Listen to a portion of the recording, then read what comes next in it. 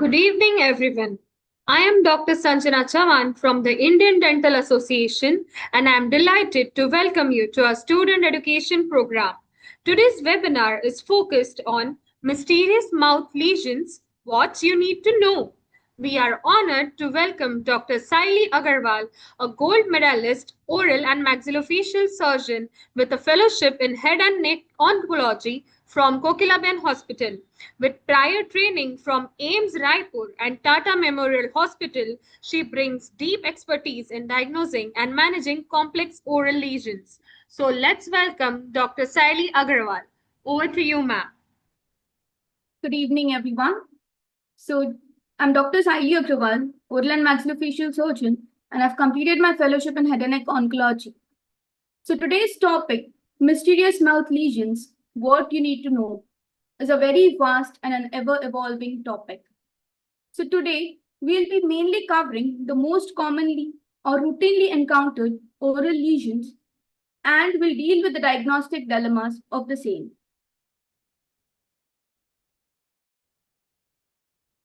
Now, these mysterious mouth lesions, they have in common overlapping features, diagnostic dilemmas, which are usually missed, and some serious red flags. So now let's see what we should not matters to us the most. Now, why some oral lesions are mysterious? Because they mimic benign conditions but may have malignant potentials, such as varicose hyperplasia.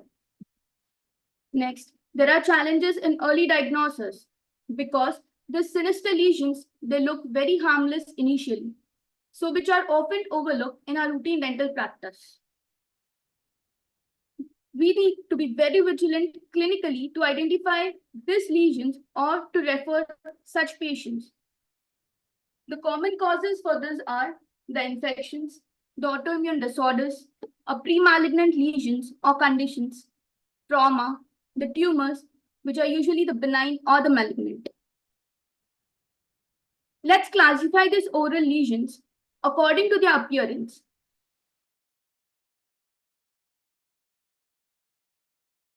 Rain then denotes, okay, fine. It gives us a red flag. Fine, this lesion is ulcerative. So ulcerative means it can be a traumatic ulcer or a squamous carcinoma. If it is a pigmented lesion, it can be just a simple amalgam tattoo or a melanoma. It can be vesicular bullous, which is pemphigus or herpes simplex virus. Or it can be a white and red patches like leukoplakia, lichen planus, or erythroplakia. Or it can be a proliferative lesion like fibroma or malignancy. The classification of this oral lesion is very, very, very important. Why? First up, it helps in giving us a differential diagnosis. Next, in treating of these lesions, like what and how should be tackled each and every lesion. Let's see some of the red flags. A non-healing ulcer, which is there in the oral cavity for more than 2 weeks, should raise a suspicion. Next, indurated or rolled margins. If there is a spontaneous bleeding from the oral cavity or from a lesion which is there, which was indolent for some time, but it has suddenly started bleeding, it should raise a suspicion. Unexplained pain or numbness. You cannot see any lesion in the oral cavity, but a patient says, no, there is some hardness or a nodule, but I don't know from where the pain is coming. White or red patch in the oral cavity. If there is a mobile teeth without any periodontal cause, usually seen in the maxillary posterior region, should raise a suspicion. Next, unusual growth or the lumps in the oral cavity or in the neck region. Next, enlarged and fixed lymph nodes. The diagnostic approach. The diagnostic approach is first identify, then investigate, and then intervene. For this to follow, the most important thing is history. Taking a proper history plays a very crucial role. Next, oral examination. Oral examination, extraoral and intraoral examination, which includes inspection and palpation. Next, the biopsy. Whether we should take the biopsy immediately or we should refer or we should wait. We'll look into it in detail in coming slides. Laboratory test. There are certain laboratory tests which are needed, which we need to subject the patients to. And the radiographic evaluation. In certain cases, we cannot go ahead with biopsy or a laboratory test, but we need the help of radiographic intervention. A biopsy.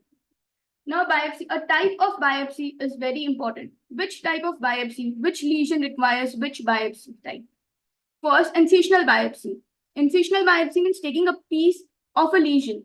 If the lesion is very large, we need to take just a piece, an incision of the lesion inside.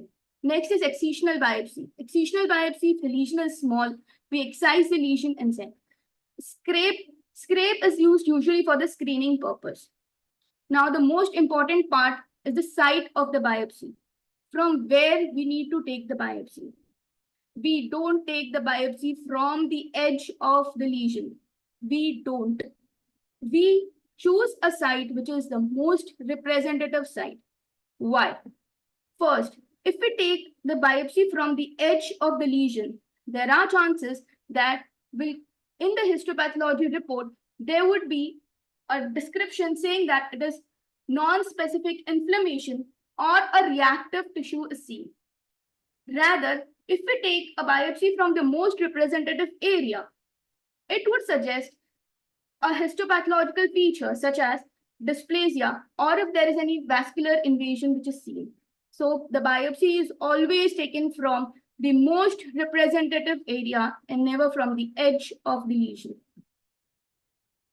Now let's see. We'll deal with each and every lesion, the routinely encountered lesions, depicting how they look and what we need to know about them. The most common is the recurrent aphthous stomatitis. The recurrent aphthous stomatitis, they can be multiple or they can be solitary.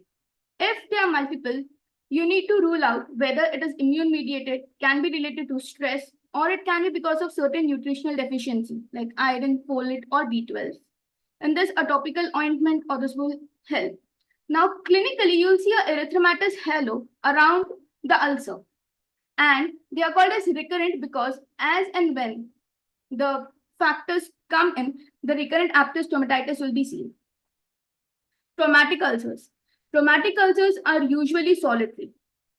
They don't have a erythematous halo around it, as we see in recurrent aphthous stomatitis. These are usually caused because of the sharp biting of the sharp cusp of the tooth or because of the prosthesis. So, and they have a yellow base and a very, subtle looking base. Next is angular cheilitis. Angular cheilitis is because of the dry lips. The cracked, chapped lip appearance, angular cheilitis, can be dealt with topical ointment. Syphilitic ulcer, not routinely seen, but yes, we do encounter. These are painless ulcers with indurated edges and plain bases. And the diagnostic for this will be our blood investigation. We need to ask the patient for VDRL. Next, most commonly that we see is the squamous cell carcinomas. The squamous cell carcinomas, usually the type of carcinomas that we see in the oral cavity, they are ulcerative regions with indurated edges. They bleed to touch. They would be painful as well. Now coming to the next section, it's the white and red patches. Lichen planus. It is autoimmune mediated. These are usually symmetrical and bilaterally present. It would show Wickham's stripe. Leukoplakia, as the name suggests, these are the white patches. The biopsy in this case is mandatory. Why? Because leukoplakia does have some malignant potential. And if it is a speckled leukoplakia or has erythematous changes, biopsy is must. Oral candidiasis. To differentiate between leukoplakia and oral candidiasis, you need to have a scrape test. If you gently scrape, the white lesion will be disappearing. Next is very important, varicose hyperplasia. Varicose hyperplasia, the indolent looking white broad-based lesions, these are the precursors of varicose carcinoma. These broad spectrum lesions, they have foci of varicose carcinomas. Hence, in varicose hyperplasia lesions, you need to take multiple biopsies. These should have multiple foci of biopsies to rule out if there is any varicose carcinoma element present. Erythroplakia, as the name suggests, red velvety patch. These needs to be biopsied and excised immediately because they have higher malignant potential. Geographic tongue. These are migratory lesions, white and red mixed patches. They are just self-limiting disease, but yes, patient needs a lot of assurance in these cases. Oral submucous fibrosis. Oral submucous fibrosis, as we know, limited mouth opening, blanching of the mucosa, okay, fibrosis in the oral cavity. So this should not be missed. Once the fibrosis sets in, the topical ointment or hyaluronidas injection usually doesn't work so well. Coming to the next section, those are the pigmented lesions. Oral melanoma. These silent looking lesions are really dangerous. For this, you need to find out they are asymmetrical, they are fast, rapid growing. These have not very good prognosis. So these need to be taken care of. The next in this category is the amalgam tattoo. Amalgam tattoo, you'll find some of the amalgam restoration in and around a dark patch, which is chronic, it is not growing. And if you take a radiograph of these image lesions, you'll see some specks of amalgam in this. Next is just for the pigmented vascular malformations. Vascular malformations, if you see anything, you have to do a diascopy test, means the blanching. If you press, there would be blanching in this case. So do not biopsy such lesions. If you biopsy such lesions, there would be a havoc of bleeding in the dental clinic. So for this, first is to identify the lesion clinically, and next is subject it for radiographic investigation. We need to know whether it has a low flow or a high flow lesion. Next is the vesiculobular lesions. Usually in this category, we have pemphigus vulgaris that we see clinically. So we see a Nikolsky sign. If you see this, please refer it to a dermat or oral surgeon or a OMDR specialist. Proliferative lesions. We have fibroma in this case. The fibroma, it's a non-tender, soft, and it does not bleed on touch lesion. It is caused by chronic irritation. So excision, a simple excision would help in healing this case. Next is pyogenic granuloma. Pyogenic granuloma, a sessile growth, usually formed because of chronic irritation due to plaque, calculus, or a sharp object. In this, there is a vascular invasion and the proliferation seen, so it bleeds on touch. Next, come to salivary gland lesions. Mucocele.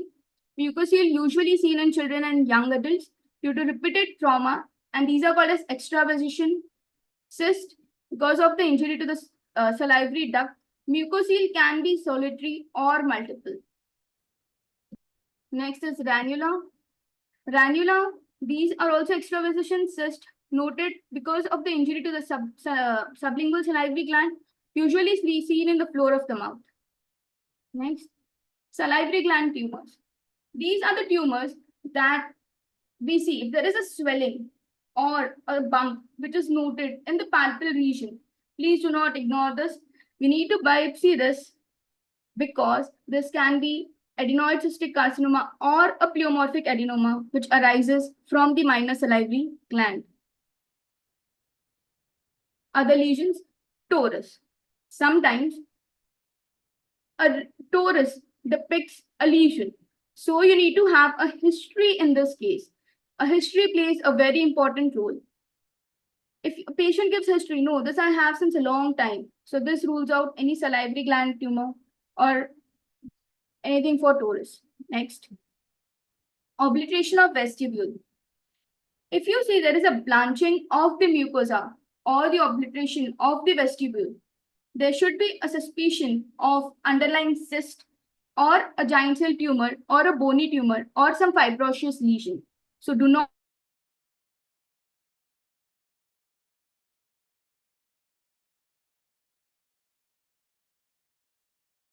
Hello, Dr. Saili. Hello, Yes. Dr. Saili. Yeah, you are not audible. Can you just please repeat the last few sentences? Obliteration of the vestibule. Yeah, I think there is some network issue, so your voice is interrupting in between. Okay. Can you just repeat? Yeah. Can you just repeat? Yeah.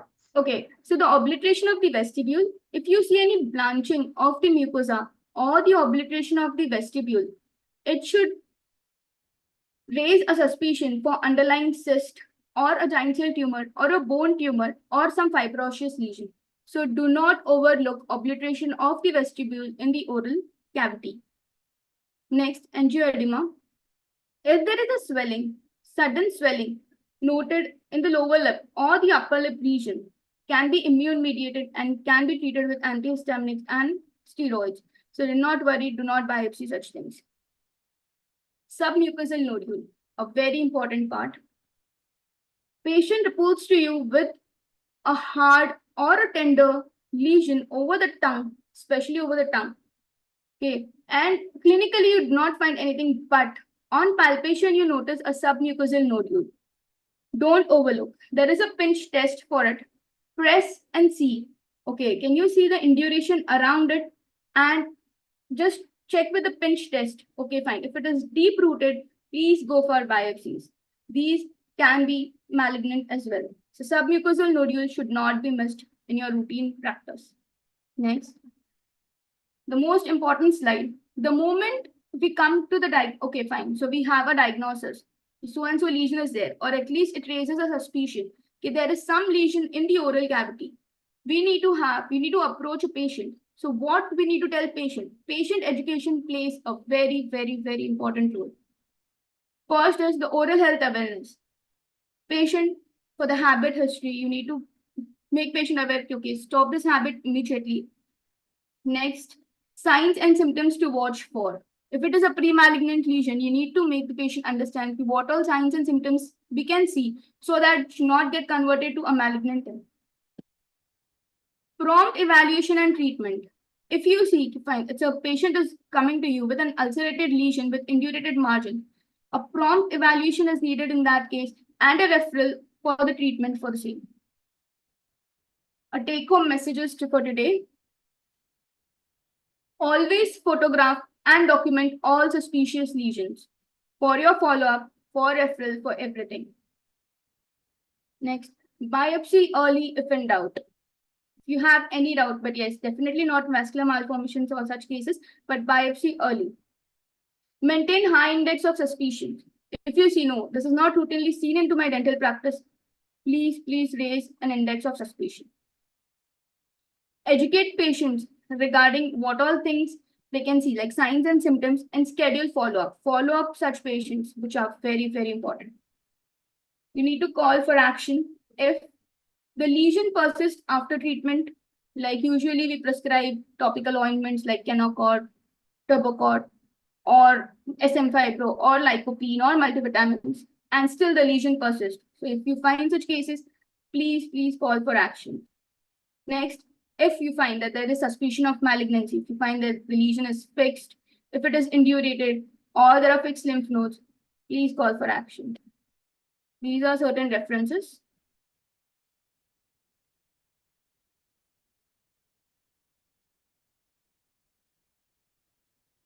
Thank you. Any questions? For all the participants, if anyone has any doubts, they can type their doubts or questions in the chat box so that ma'am can answer your doubts.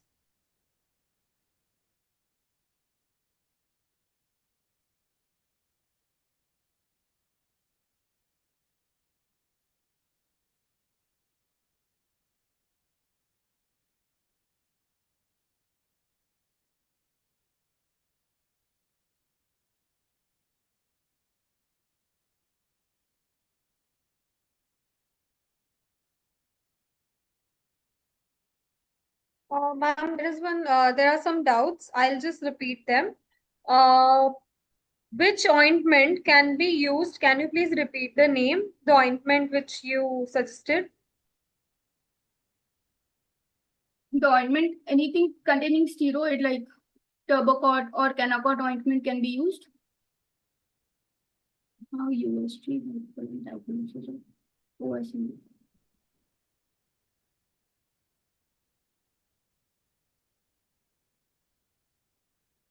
How USG is helpful in diagnosis of OSMF? USG in diagnosing of OSMF, once you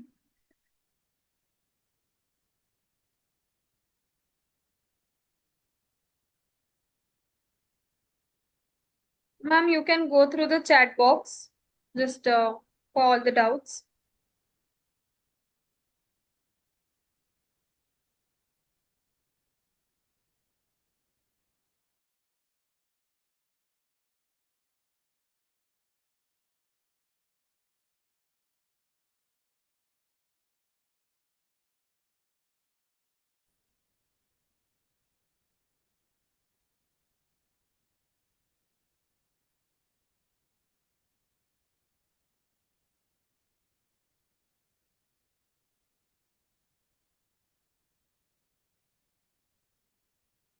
the primary treatment of any lesion. Hello. Yes, ma'am, you are audible. So the USG, how USG is helpful in diagnosing OSMF. With a probe of USG, you can feel some fibers or you can see, but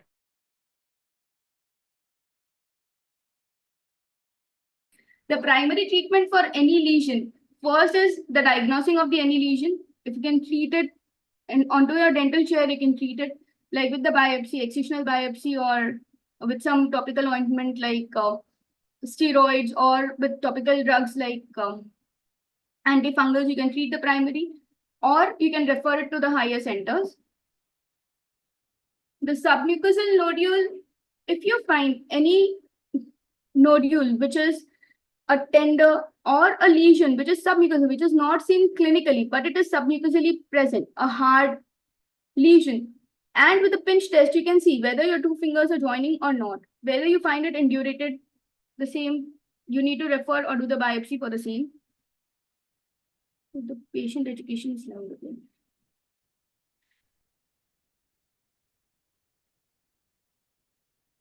It is valid for oral and maxillofacial surgeons to do fellowship in head and neck oncology.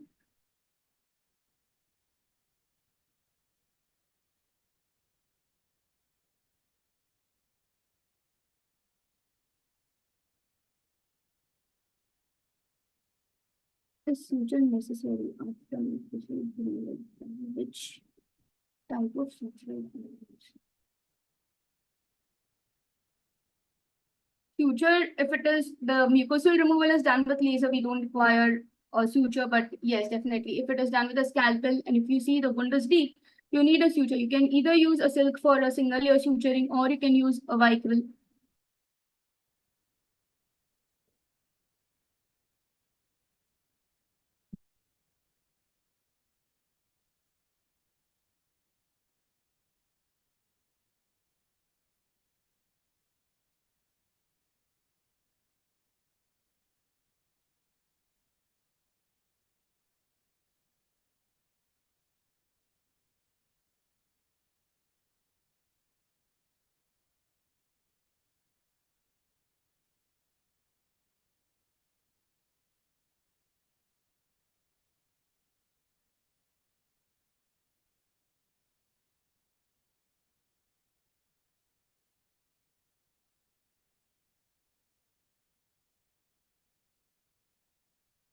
Erythroplakia, no faster ointment for healing any faster ointment. You need to excise it.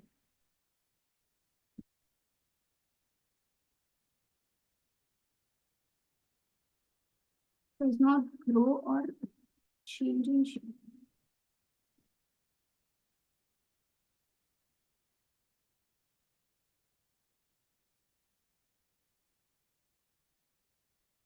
Yes, we can do biopsy on gingiva.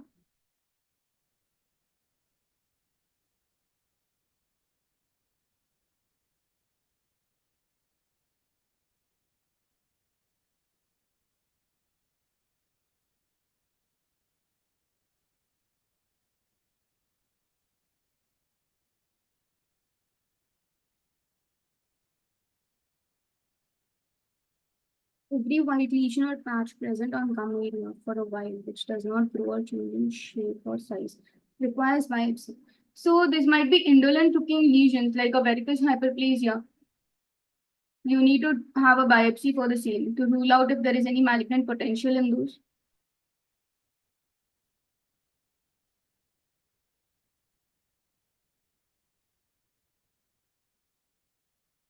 Post biopsy to be given we leave it for secondary healing, but if it is a lesion of suspicious, if there is any malignant lesion, in which ways you'll be intervening immediately after the biopsy report comes.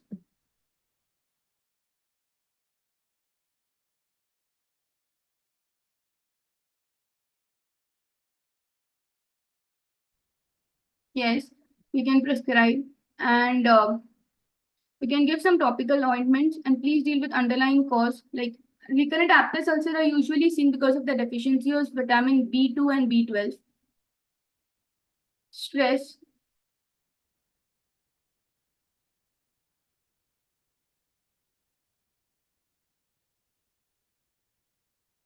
lichen planus have waxing and waning stages, so it is self-limiting usually. For topical relief, you can advise a mucopain gel or a Canacort ointment. One small bite will be left. Yes, if they are not bothering, you can leave mucoceles untreated.